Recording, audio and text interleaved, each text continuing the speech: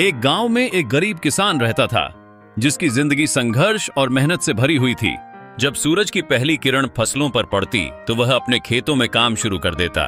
उसकी आंखों में एक सपना था, अपने परिवार की भलाई और बेहतर भविष्य। लेकिन हर बार जब फसल उगती तो मौसम की बेरुखी और प्राकृतिक आपदाएं उसकी मेहनत पर पानी फेर देती। गर्मी की धूप और बरसात की बेमौसमी बारिशों ने उसकी फसलें बर्बाद कर दी थीं। वह दिन रात काम करता, परंतु उसके पास कोई साधन नहीं था जिससे वह अपनी फसल को सुरक्षित रख सके।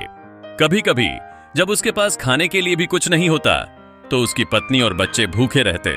इसके बावजूद उसकी सोच हमेशा सकारात्मक रहती थी क्योंकि उसने हार नहीं मानी। एक दिन वह अपने गांव के मेले में गया जहां उसने उन किसानों से बात की जिन्होंने नई तकनीकों का उपयोग करके अपनी फसल को सुरक्षित रखा था। उन्होंने उसे बताया कि कैसे वे कीटनाशकों और उर्वरकों का सही उपयोग कर फसल की गुणवत्ता में सुधार कर रहे हैं। किसान ने उसकी बातों को ध्यान से सुना और सूझबूझ से अपने खेतों में नई तकनीकों को अपनाने का निर्णय लिया। नवीनतम तरीकों को अपनाने से उसकी फसल में सुधार हुआ। अब उसने जो फसल उगाई उसमें स्वाद और गुणवत्ता दोनों ही बढ़ गए थे। उसकी मेहनत और धैर्य का फल मिला। गांव के बाजार में जब उसने अपनी फसल बेची तो उसे पहले से कहीं बेहतर दाम मिले। अब उसके पास न केवल खाने के लिए पर्याप्त था बल्कि उसने कुछ पैसे भी बचाए।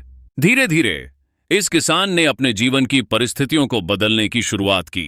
उसने अपने गांव के अन्य किसानों को भी नई तकनीकों के बारे में शिक्षित करना शुरू किया। अब वे सब मिलकर खेती में सुधार के लिए काम करने लगे।